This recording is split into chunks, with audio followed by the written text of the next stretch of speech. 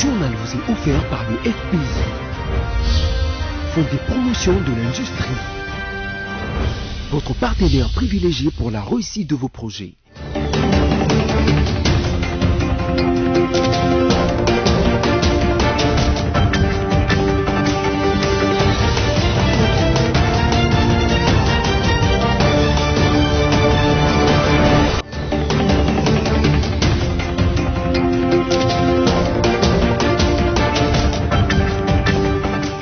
Il est l'heure de vous informer, mesdames, messieurs, voici les sommaires de ce journal.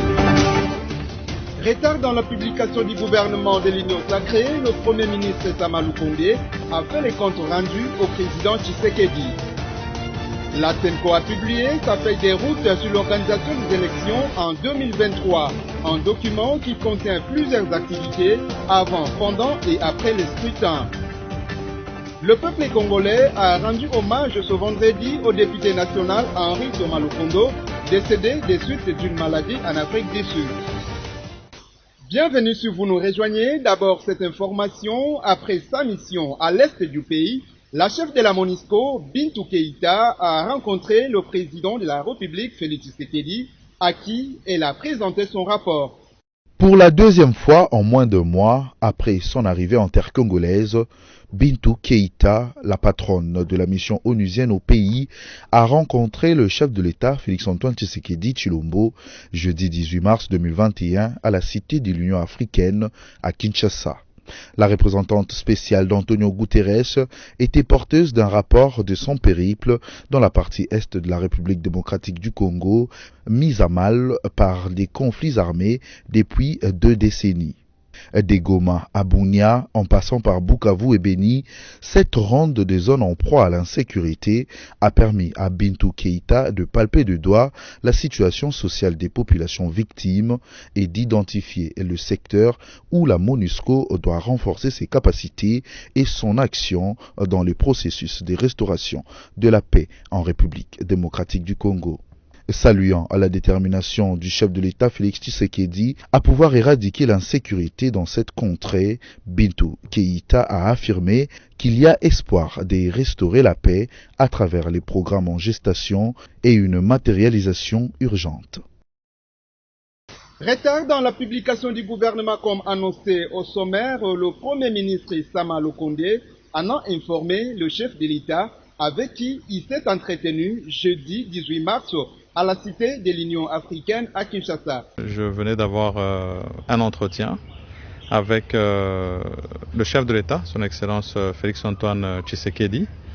C'est un entretien qui s'est déroulé en toute sérénité. Et je voudrais ici dire que depuis quelques jours, nous avons entrepris des échanges d'arbitrage, si jamais je pourrais le dire ainsi. Parce que le 15 février, lorsque je me suis adressé à la presse, j'ai annoncé que j'allais débuter les consultations avec toutes les forces politiques représentées d'abord au sein de l'Assemblée nationale. Et le 22, après avoir rencontré l'informateur, nous avons débuté ces échanges. Et ici, effectivement, c'est vrai qu'il y a beaucoup de spéculations, mais je voudrais ramener tout le monde à la sérénité. Nous avons rencontré tous ces regroupements, ça a pris à peu près 9 jours avec les regroupements politiques, et tous ont réaffirmé leur soutien à l'Union sacrée de la nation. Nous avons donné les conditions pour participer au gouvernement, et nous avons reçu les propositions en termes non seulement d'enrichissement au programme du gouvernement, mais aussi de participation au gouvernement de l'Union sacrée de la nation que j'aurai l'honneur de diriger. Et après cela, bien sûr, c'est place à ces échanges pour pouvoir arriver à ce gouvernement. Élection 2023, la SENCO maintient sa pression, le peuple congolais sera outillé pour choisir les dirigeants à mandat électif qui répondent à ses aspirations. C'est la finalité du lancement de l'agenda 2023 des prélats catholiques intervenu jeudi 18 mars à Kinshasa par son secrétaire général Abbé Donatien Cholé. Sami Bosongo nous en dit plus. Plaidoyer et médiation Observation électorale et éducation civique, tels sont les 3 volets de l'agenda 2023 de la conférence épiscopale nationale du Congo, CENCO en acronyme. Cet agenda a été officiellement lancé par le secrétariat de la CENCO le jeudi 18 mars 2021 à Kinshasa. Il constitue en fait la feuille de route de l'épiscopat catholique congolais pour les échéances électorales de 2023, selon les explications de l'abbé Donatien Cholet qui a procédé à son lancement. Le secrétaire général de la CENCO a rassuré les acteurs politiques sur cette feuille de route. Pour lui, cette feuille de route, loin de combattre les acteurs politiques, constitue en réalité un programme planifié pour mobiliser la population autour de la question électorale. L'objectif visé étant l'arrivée au pouvoir des personnes et programmes qui répondent aux aspirations populaires. Restons à Kinshasa pour vous informer que c'est dans le cadre de la coopération RDC-Japon, grâce à laquelle la ville de Kinshasa tire des profits, que l'ambassadeur du Japon à RDC, Minami Hiro, a rendu une visite de courtoisie au gouverneur de la ville de Kinshasa, Jean-Tini Ngobila. Plus de détails avec Mercis Mayangila. Au sortir de son échange avec le gouverneur Jean-Tini Ngobila, les diplomates japonais ont indiqué qu'en tant qu'habitant de Kinshasa, il était important pour lui de rendre visite aux premiers citoyens de cette ville. Pour Minami Hiro, la ville de Kinshasa tire profit de la coopération entre les deux pays. J'ai parlé beaucoup de coopération entre le Japon et la République démocratique du Congo. Et la ville de Kinshasa, je pense que bénéficie jusqu'ici la construction de routes et environnement à travers la coopération octroyée par la JICA. Et j'ai parlé de l'aménagement, maintenance de ces choses-là et aussi pour certaines possibilités de coopération de futur entre nos deux pays. Au gouvernement, bien sûr, il était très content. Le domaine de l'environnement n'est pas non plus en reste, surtout comme la ville de Kinshasa, sous le leadership du patron de la ville de Kinshasa, tient à redorer l'image des marques de la capitale à travers les vastes programmes d'assainissement dénommés Kinshasa Bopeto. Par ailleurs, les deux personnalités ont discuté aussi de la possibilité de financer d'autres projets dont l'avenir, étant donné que Kinshasa est parmi les plus peuplés d'Afrique après Lagos, la capitale économique du Nigeria. Et juste après la rencontre avec l'ambassadeur du Japon, le gouverneur Jean-Tini Ngobila a assisté à l'opération de démolition des vieux bâtiments du marché central de Kinshasa. C'est un reportage une fois encore d'Espérance Louvonou. C'est dans la matinée du jeudi 18 mars que l'opération de démolition d'anciens bâtiments du Grand Marché a débuté en présence du gouverneur de la ville de Kinshasa, Jean-Tini Ngobila. Le premier citoyen de la ville a assisté à la démolition des magasins du Libanais Hassan, comme l'a indiqué le service de communication de la ville de Kinshasa. Les femmes vendeuses trouvées en ce lieu se sont exprimées. Hassani est un étranger. Ici, c'est notre terre. Quand il avait démoli, il nous avait chassés et nous nous sommes retrouvés dehors. Comme le gouverneur a eu l'initiative de construire qu'il les fasse et nous allons y retourner. Il construit ses biens parce que c'est notre patrimoine. Nous plairons parce que Hassani est un étranger et qu'il nous laisse le grand marché. À son tour, Jean-Tini Ngobila n'a pas manqué de mots. Nous allons ériger un grand marché. Nous avons environ 62 000 étals. Vous aurez des places où vendre. Nous travaillons pour le pays afin qu'il aille de l'avant. C'est ça la vision du président de la République, la modernisation du pays. Nous construisons des infrastructures. Le chef de l'État travaille et nous aussi nous travaillons. Notez que le gouverneur de la ville de Kinshasa a demandé à l'administrateur du marché central d'envoyer tous les commerçants dans les différents marchés provisoires aménagés. Situation épidémiologique de coronavirus, la RDC a enregistré la seule journée du jeudi 18 mars 66 nouveaux cas de contamination, dont 16 à Kinshasa, 39 au Nord Kivu et 11 dans les Hauts-Katanga. Les détails avec Sophia Zaorati.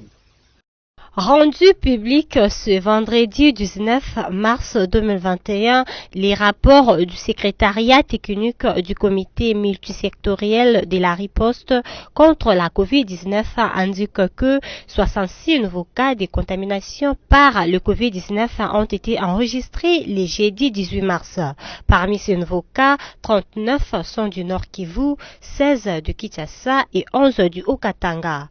D'après le même rapport, aucun nouveau malade n'a été déclaré guéri, ni un cas de décès enregistré.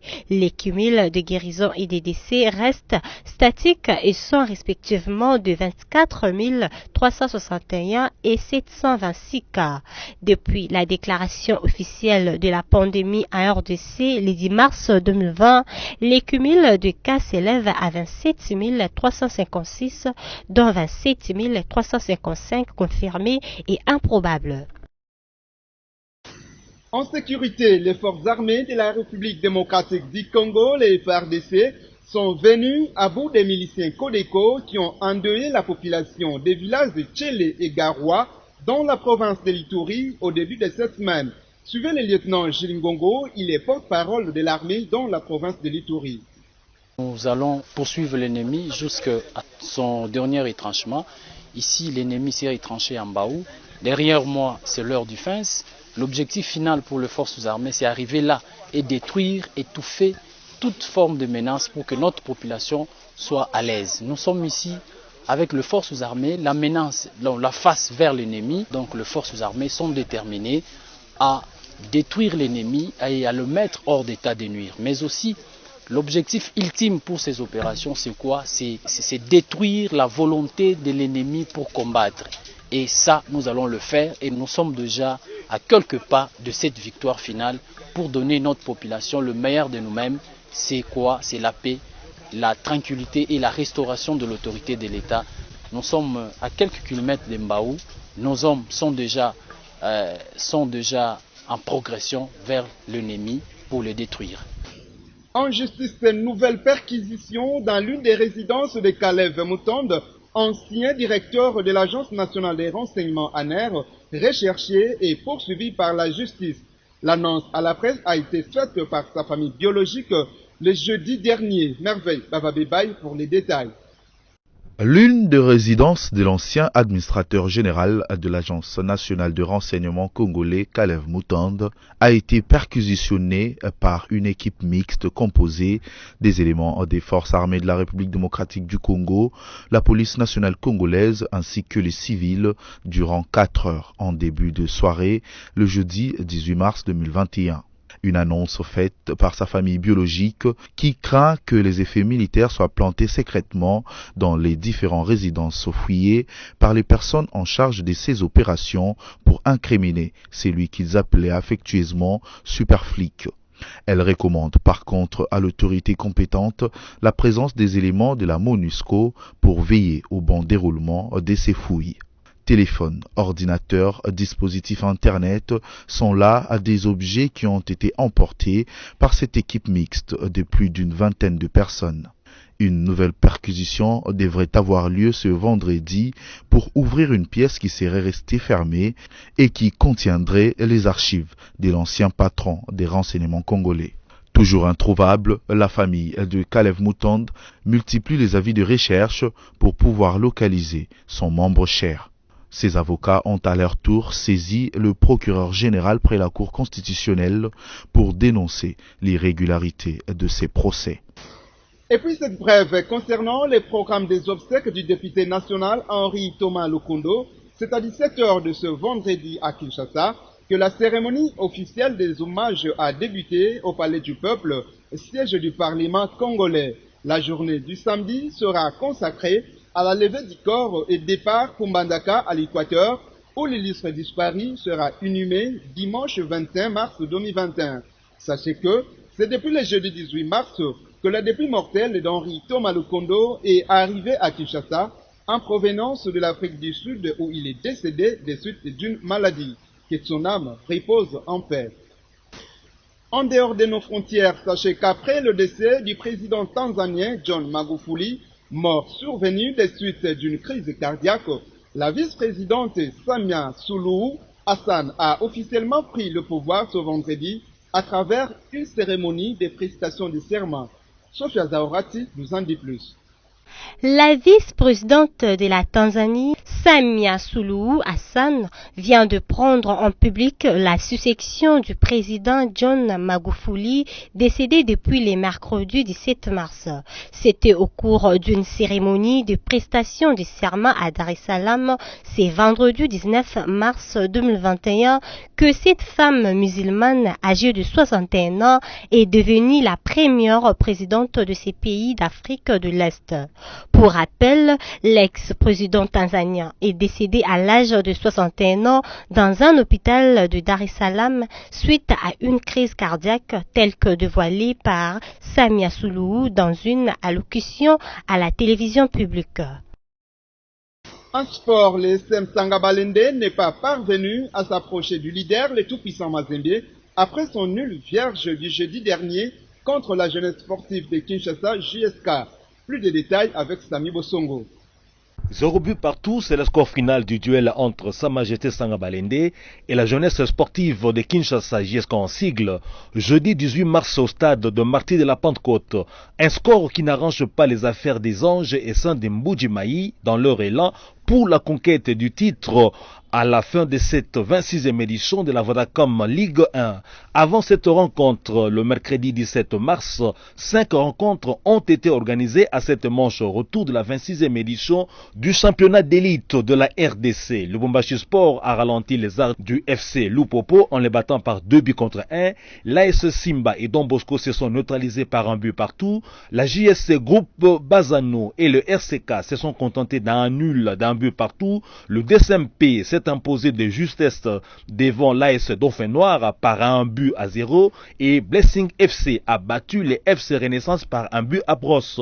Dans les classements provisoires, le tout-puissant Mazembe est leader. Fort de ses 42 points, plus 19 après 18 rencontres, Sa Majesté Sangabalende deuxième avec ses 37 points, plus 12 de différence de buts après 17 affrontements et l'AS Vita Club troisième après 15 rencontres qui lui a donné 35 points avec un goal average de plus 15.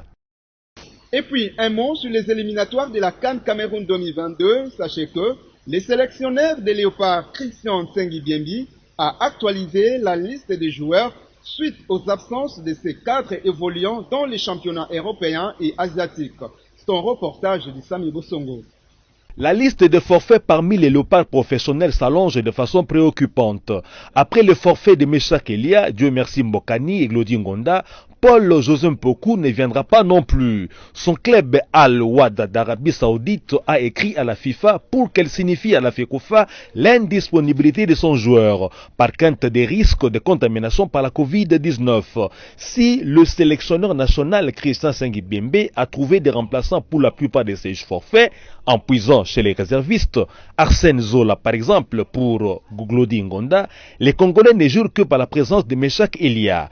Alors que les commentaires vont dans tous les sens, indexant la FECOFA et les coachs, ce dernier a confirmé la présence de l'athlète au rassemblement des léopards. Conséquence logique de ces forfaits, l'actualisation de la liste des léopards sélectionnés. Timothy Fayalou et Christa Lewindam sont aussi parmi les professionnels indisponibles pour le match du 24 mars contre le Gabon à Libreville et la rencontre du 27 mars à Kinshasa aux prises avec la Gambie. Suivez à présent la lecture de la revue de presse sélectionnée par Josué Kalamba.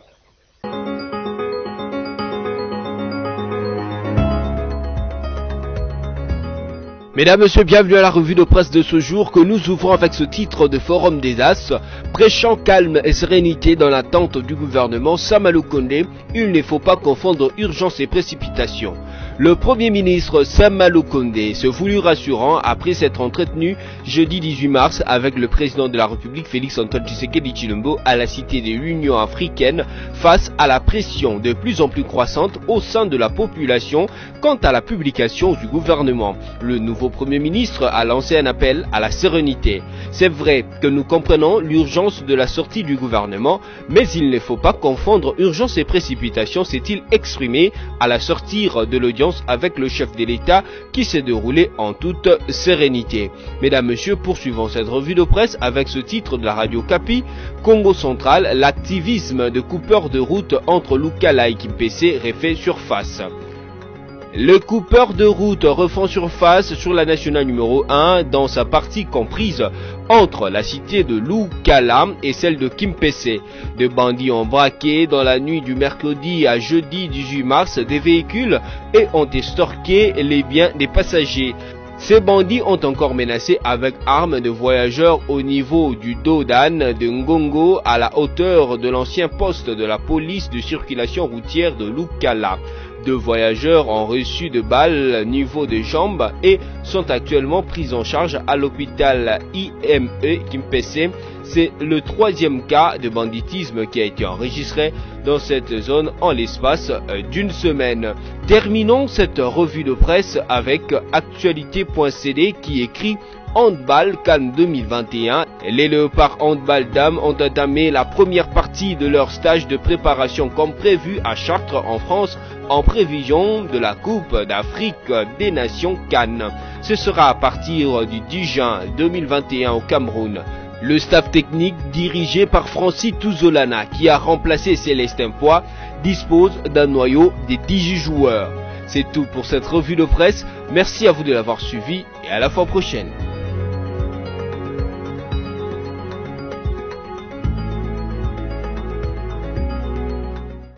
Ici s'achève ce journal, donc voici le rappel des titres. Retard dans la publication du gouvernement de l'Union sacrée, le Premier ministre Samaloukonde a fait les comptes rendus au président Tshisekedi. La CENCO a publié sa feuille des routes sur l'organisation des élections en 2023, un document qui contient plusieurs activités avant, pendant et après les scrutins. Le peuple congolais a rendu hommage ce vendredi au député national Henri Thomas Lokondo, décédé des suites d'une maladie en Afrique du Sud. Fin complet de cette édition d'information, restez branchés sur BC Télévision et bon week-end chez vous.